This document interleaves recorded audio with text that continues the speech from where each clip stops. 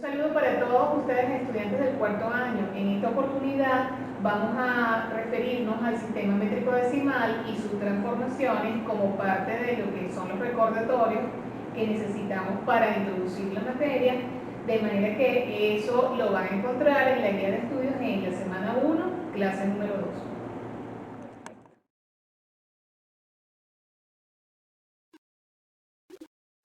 Cuando nos referimos al sistema métrico decimal, estamos tratando un sistema internacional de medidas adoptado para expresar las magnitudes fundamentales observadas en la naturaleza. En el cuadro tenemos reflejadas las magnitudes fundamentales, longitud, masa y capacidad. Como podemos observar, hay un renglón o fila central que vamos a llamar la unidad. A partir de la unidad hacia arriba se encuentran las unidades múltiples, que son unidades más grandes y se forman a partir de la unidad base o unidad central. Del mismo modo, observamos que de esa unidad base hacia abajo se encuentran los submúltiplos y esos submúltiplos van a ser una unidad de medida más pequeña en relación al patrón base. Tenemos entonces que para cada una de las magnitudes fundamentales, el patrón de medida, en el caso de la longitud, va a ser el metro, en el caso de la masa va a ser el gramo y en el caso de la capacidad va a ser el litro. En función de cada una de ellas, observamos cómo se forman por arriba los múltiplos y cómo se forman por debajo los submúltiplos. Si nos detenemos un poco más, veremos que cada una de ellas obedece a un prefijo. Para los múltiplos prefijos deca, hecto, kilo, y de allí hacia arriba de acuerdo a la magnitud que estemos trabajando. Y de la unidad central hacia abajo, con respecto a los submúltiplos, tenemos deci, centi y mil. Observamos las magnitudes derivadas, superficie y volumen. Vale la pena destacar que una magnitud derivada es la que se compone de dos o más magnitudes fundamentales. En el caso de la superficie, es la composición de dos veces la magnitud fundamental longitud.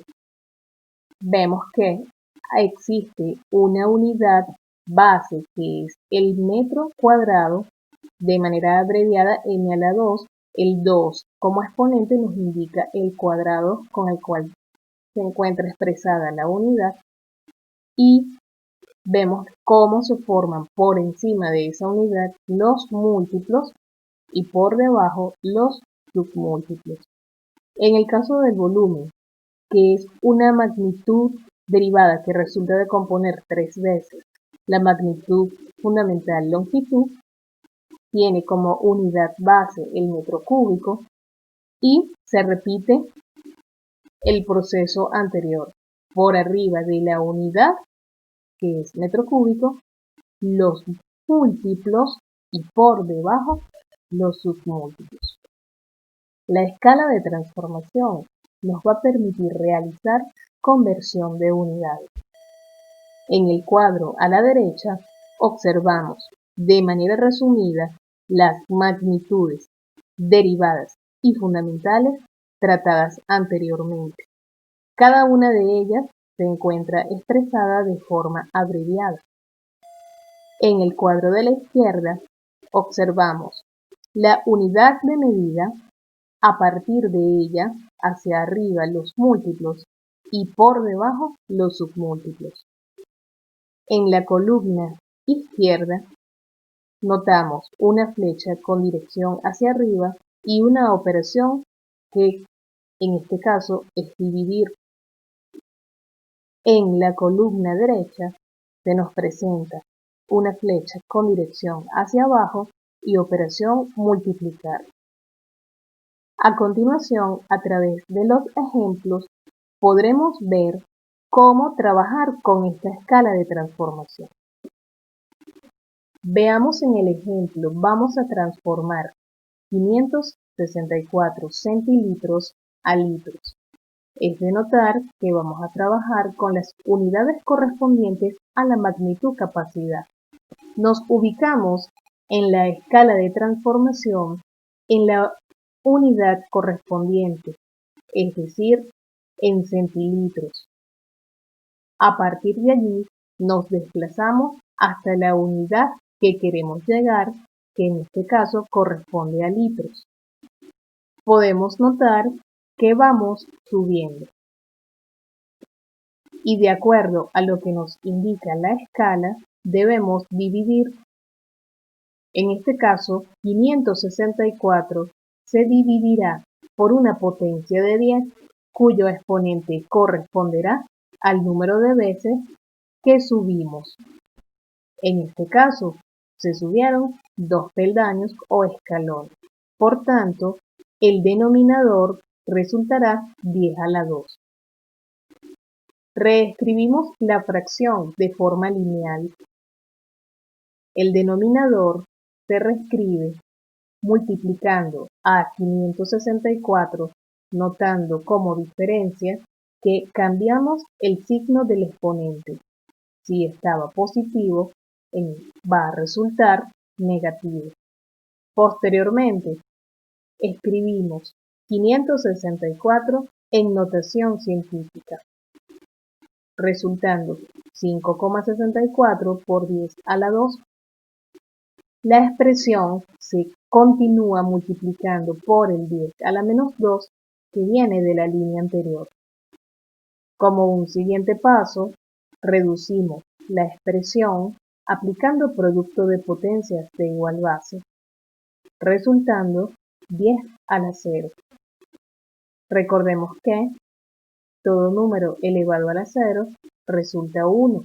Por tanto, 5,64 por 1 resulta finalmente 5,64. A esa expresión numérica debemos agregarle la unidad de medida a la cual queríamos llegar, que era el litro. Por tanto, el resultado final será 5,64 litros. En el siguiente ejemplo, vamos a transformar 172,5 kilómetros cúbicos a decímetros cúbicos. Podemos notar que corresponde a las unidades de volumen.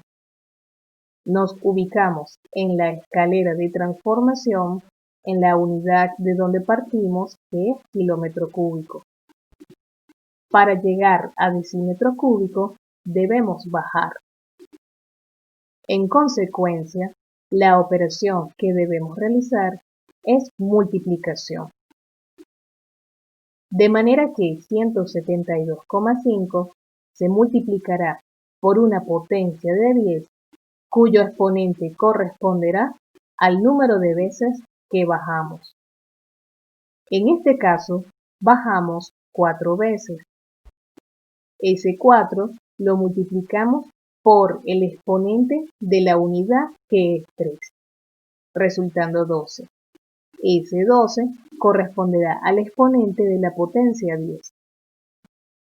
Otra manera de hacerlo es ir sumando los exponentes de las unidades a medida que vamos desplazándonos escalón por escalón hasta la unidad que queremos llegar. Es importante, si aplicamos esta técnica, no contar o sumar el exponente desde la base donde partimos.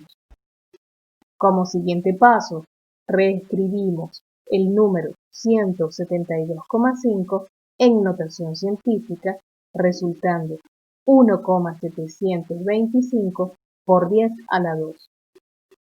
Y se multiplica por el 10 a la 12 que viene de la expresión anterior. Seguidamente reducimos la expresión aplicando producto de potencias de igual base, resultando 1,725 por 10 a la 14. Finalmente, a esa unidad resultante le vamos a colocar el decímetro cúbico, es decir, queda 1,725 por 10 a la 14 decímetro cúbico. Las unidades de tiempo con las cuales trabajaremos serán el día, la hora, el minuto y el segundo. Observamos en el cuadro las equivalencias correspondientes. Un día tiene 24 horas. Una hora tiene 60 minutos y a su vez 3.600 segundos. Un minuto tiene 60 segundos. Se nos presentarán dos casos para transformar. Cuando vamos de unidades de tiempo mayores hacia unidades de tiempo menores y cuando vamos de unidades de tiempo menores hacia unidades de tiempo mayores. En el caso que transformemos unidades de tiempo mayores a menores, es decir, horas a minutos, minutos a segundos o horas a segundos, debemos multiplicar por la equivalencia correspondiente. En el caso que debamos transformar unidades de tiempo menores a unidades de tiempo mayores, es decir, segundos a minutos, segundos a horas o minutos a horas, debemos dividir por la equivalencia correspondiente. Veamos en los ejemplos cómo transformar unidades de tiempo. En el ejemplo C, vamos a transformar 10 horas a segundos. Notemos que vamos de unidades de tiempo mayores hacia unidades de tiempo menores. De acuerdo a lo que nos indica la tabla de transformación, debemos multiplicar, es decir, 10 lo vamos a multiplicar por la cantidad de segundos que tiene una hora.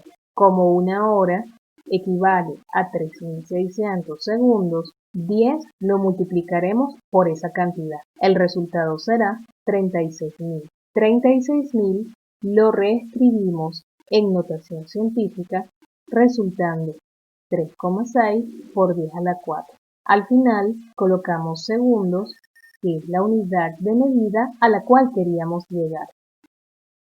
En este ejemplo, vamos a transformar 72.000 segundos a horas. Como podemos notar, vamos a transformar unidades de tiempo menores hacia unidades de tiempo mayores. Es decir, 72.000 lo vamos a dividir de acuerdo a lo que se nos establece en la escala de transformación entre la cantidad de segundos que tiene una hora, que equivale a 3.600. Ese resultado será 20. Posteriormente, 20 lo reescribimos en notación científica, resultando 2 por 10 a la 1. El resultado final será 2 por 10 horas.